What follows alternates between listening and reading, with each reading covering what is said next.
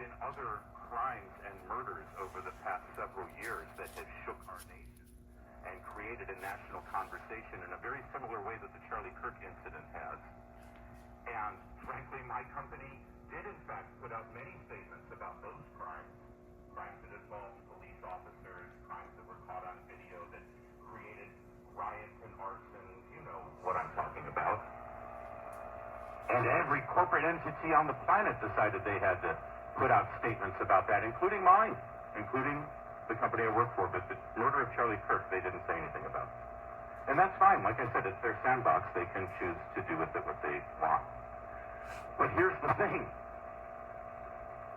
I found out today that they wouldn't be putting out a statement as I suggested and recommended they do, because I think it would be a good thing for our company. It would be a good thing for morale and for the employees of this company, the hosts that extend ourselves every day. I was trying to help my company by suggesting they do that, and they told me they weren't going to do it.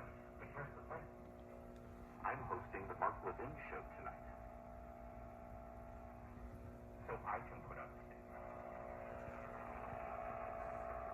So that's what I'm going to do. The statement is titled, "We Will Not Be Silenced."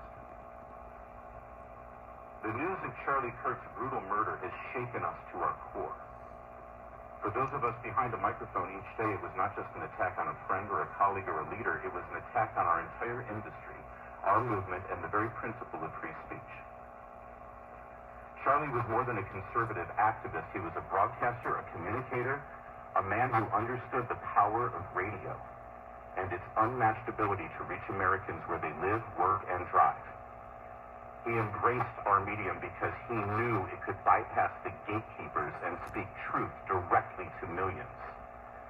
And for that reason, because he was effective, fearless, and unrelenting, he was targeted.